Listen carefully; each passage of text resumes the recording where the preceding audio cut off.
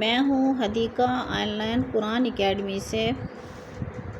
بسم اللہ الرحمن الرحیم۔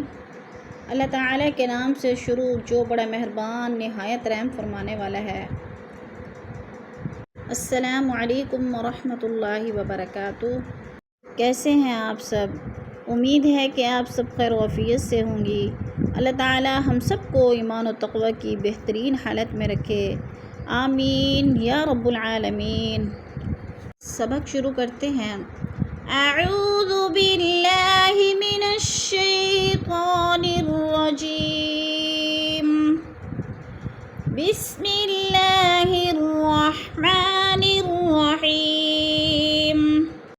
اب ہم سیکھ رہے ہیں سورۃ المنافقون کی لاسٹ آیت نمبر 11، اور آسان الفاظ میں تجوید سیکھیں گے لفظ بلفظ۔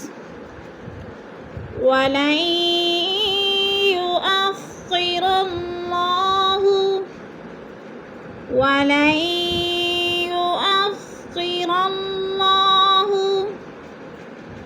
وَلَن يُؤَخِّرَ اللَّهُ نَفْسًا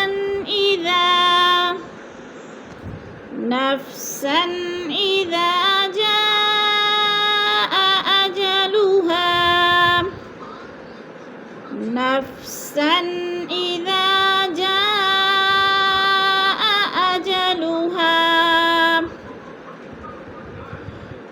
وَاللَّهُ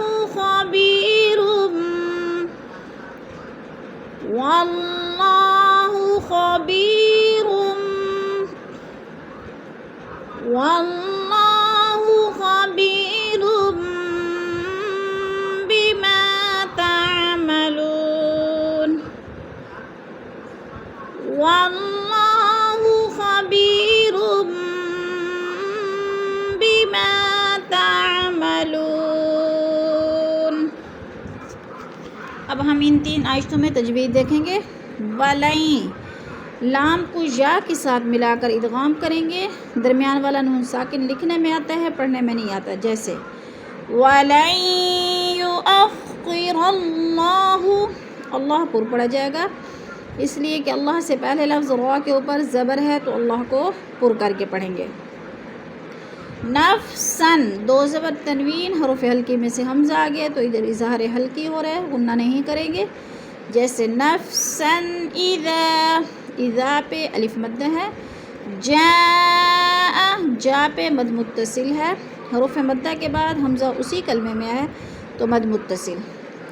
4 الفی مد ہے، 4 حرکات کے برابر ہم نے اس کو لمبا کر کے پڑھنا ہے۔ اجلوہا، ہا پہ الف مد ہے، واللہ، اللہ پر پڑھا جائے گا، اس لیے کہ اللہ سے پہلے لفظ واو کے اوپر زبر ہے تو اللہ کو پر کر کے پڑھیں گے۔ خبیر، خبیر، یا ساکن سے پہلے با کے نیچے زیر ہے تو ادھر جا مدہ ہو رہا ہے۔ روم پہ ادغام، اکفا شفی، اور بما پہ الف مدہ، تعملون، لو واو ساکن سے پہلے لام کے اوپر پیش ہے تو ادھر واو مدہ ہو رہا ہے۔ واللہ خبیر بما تعملون۔ صدق اللہ العظیم۔ کلاس کے اختتام پر دعا پڑھ لیتے ہیں۔ سبحان ربک رب العزت عما یصفون وسلام علی المرسلین والحمد للہ رب العالمین۔